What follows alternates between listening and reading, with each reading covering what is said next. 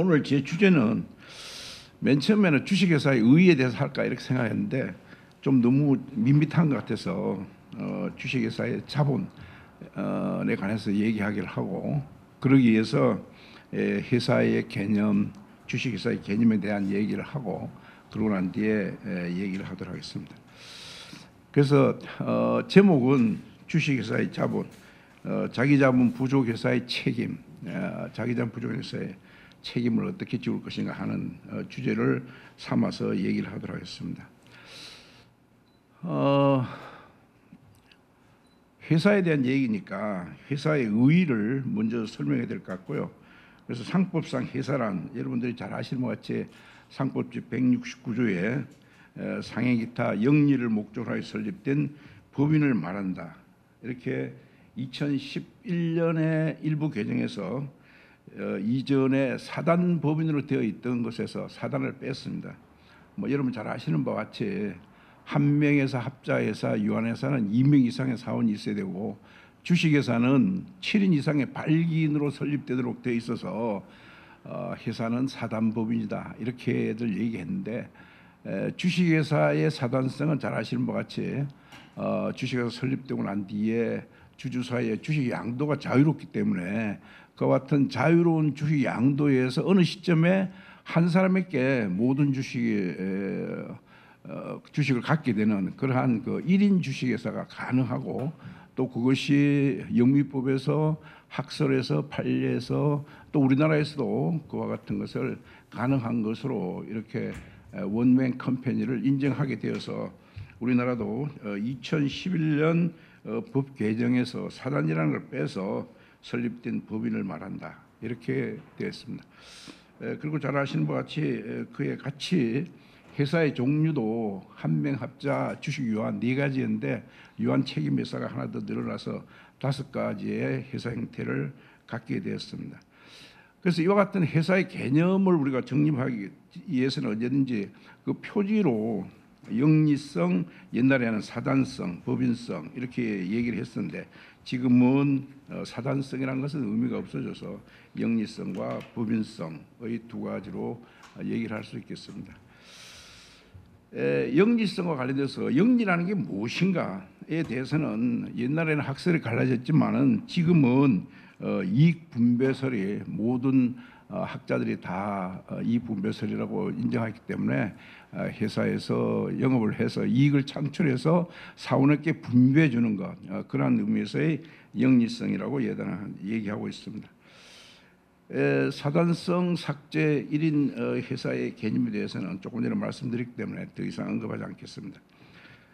법인성과 관련돼서 우리가 이제 법인이다 이렇게 하면 우리 상법학자들은 무엇보다도 상법제 1조를 생각하셔야 될 겁니다. 상법제 1조.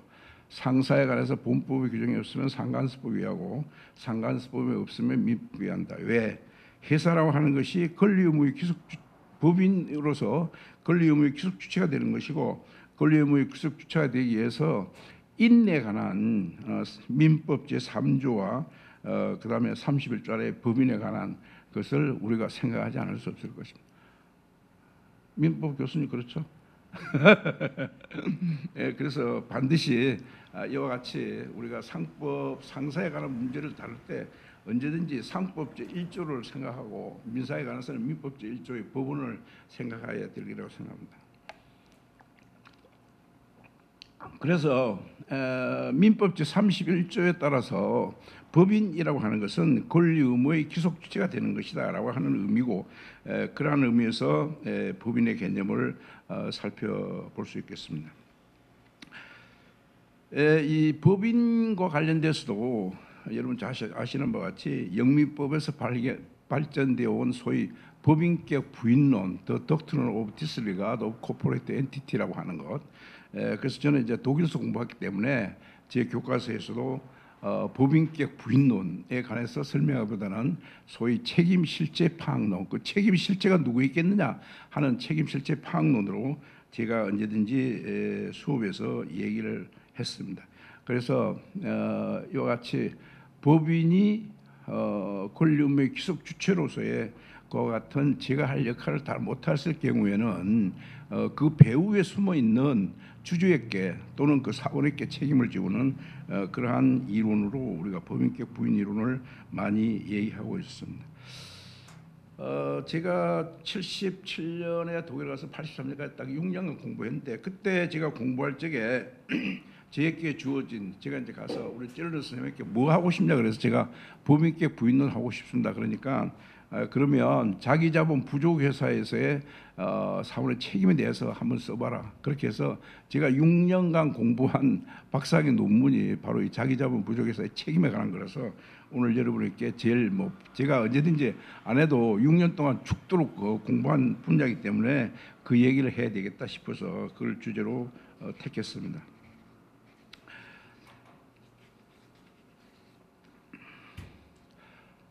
그 다음에 우리가 논의하는 것이 회사 설립에 관한 입법주의, 이제 준칙주의, 상호의 가등기인데, 잘 아시는 것 같이 회사의 설립은 그 본점 소재지에 본점 수익을 관련하는 등기소에 등기를 해야 설립되는 것이고, 또 회사는 법률의 규정에 의해서만 설립될 수가 있습니다. 그래서 준칙주의를 취하고 있습니다.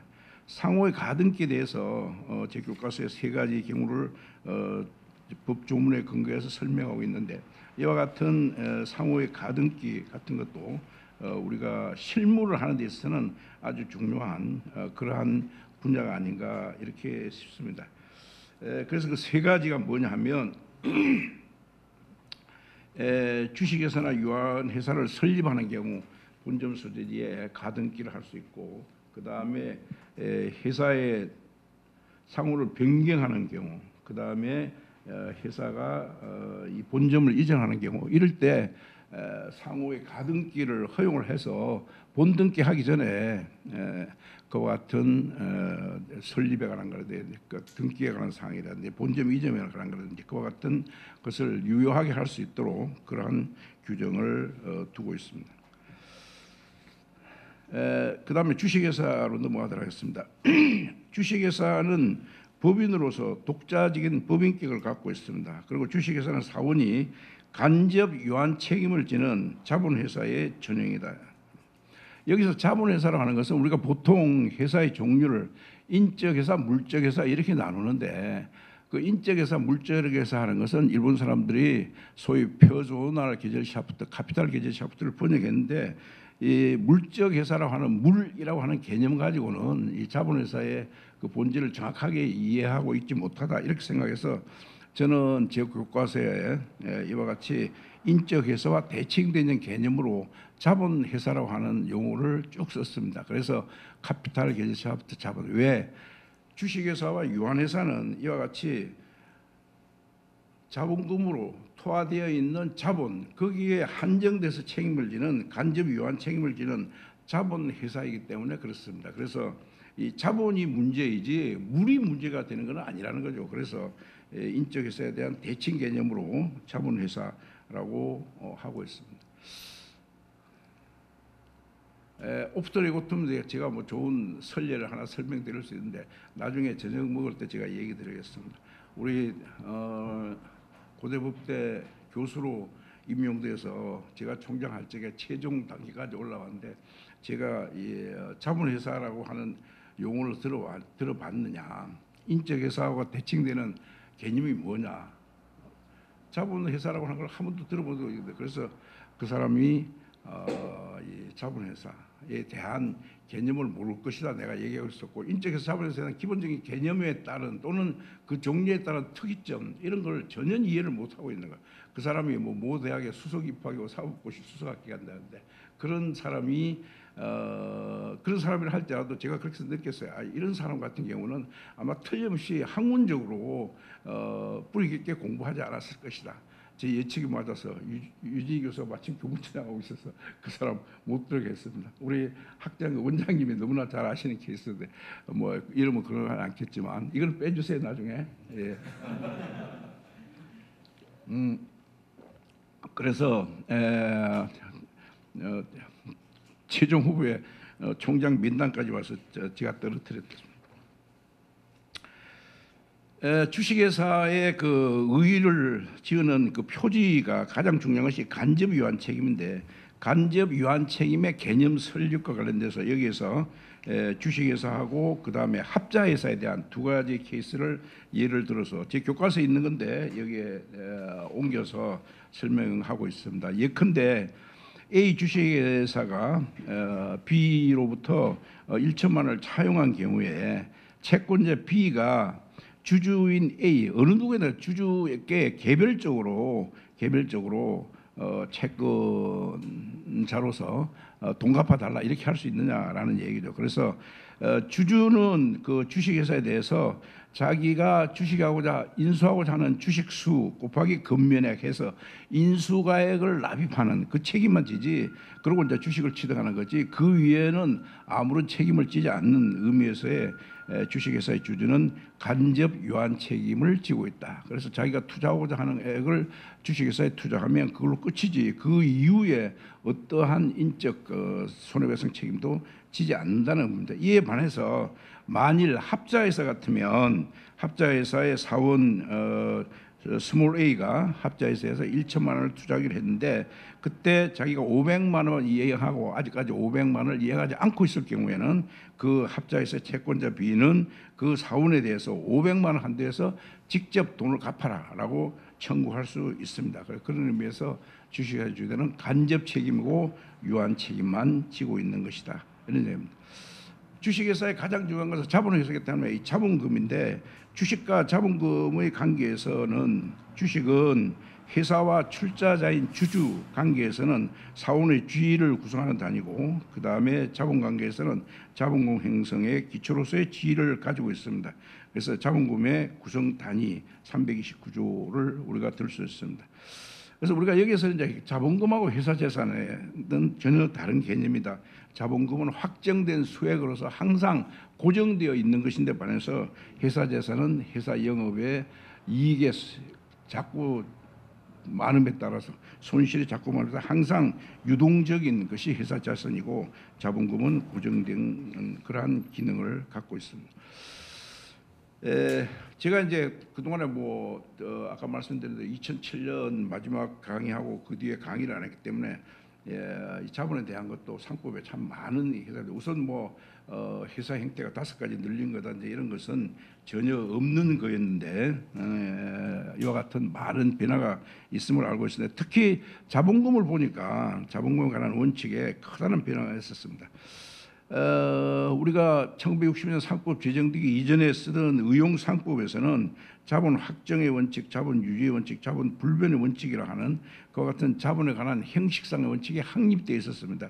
그래서 자본 확정의 원칙과 관련돼서는 그 뒤에 우리가 이제 수권자본제도, 오스트레일리아 캐피털 제도를 이제 도입해서 자본 확정 원칙의 변경이 왔고, 그 다음에 자본 불변의 원칙도 자본 감소를 제한하는 거지만 증자는 이사의 계리로 가능하도록 하고 있어서 여기에 대해서도 변화가 있었습니다. 그래서 이와 같은 그 자본금융 학설의 변천은 지금 말씀드린 의용상법에서의 그러한 규정을 가지고 있다가 1962년 우리가 이제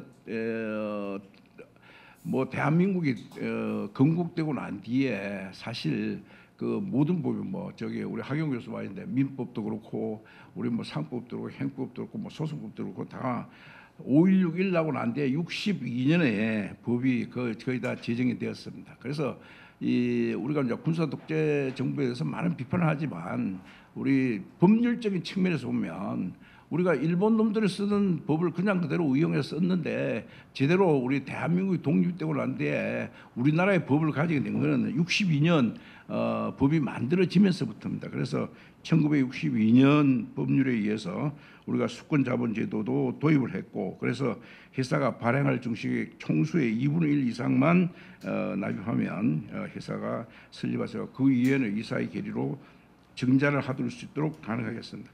그리고 1984년 개정법에서는 발행 예정 주식 총수와 설립 시 발행 주식 총수의 비율을 2대1에서 4대1로 증가했고, 그다음에 자본 발행도 지금 발행된 총수의 2배에서 4배까지 늘리도록 법을 고쳤습니다. 그 다음에 1995년 개정법에서는 그와 같은 437조를 삭제를 하고 2011년 개정법에서는 289조 제2항을 삭제를 해서 이와 같은 자본에 대한 규제가 다 없어졌다 이렇게 했다. 그러니까 자기 회사가 필요할 때마다 언제든지 자본을 납입할 수 있도록 하고 또 감수할 수 있도록 하는 그와 같은 권리를 회사에게 주고 있다 이렇게 말씀드릴 수 있겠습니다.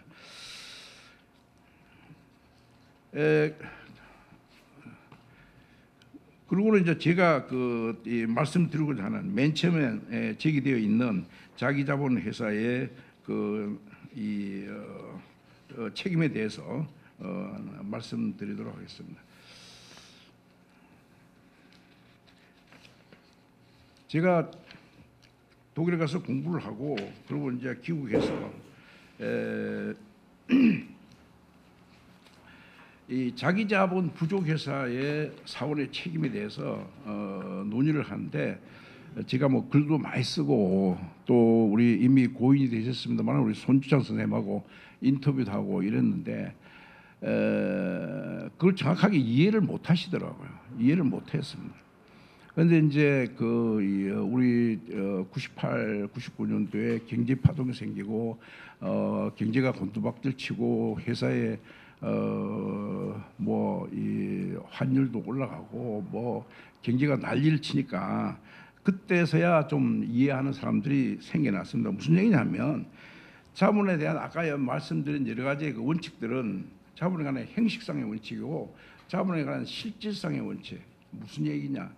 그 회사가 하고자 하는 목적을 수행하기 위해서 돈이 얼마나 필요한지 거기에 대한 실질적인 원칙을 성립을 이론을 정립해야 된다 이런 거였습니다. 그래서 제가 갔을 때 독일에 있으면 이미 1938년에 비행기 회사와 관련되는 그와 같은 대법원 판결이 있어서 이와 같은 자기자본 부족 회사의 책임에 대한 논의가 활발하게 진행되고 있었고 그리고 그때 당시까지 하이델베르크 대학에 있던 페터 울모 교수가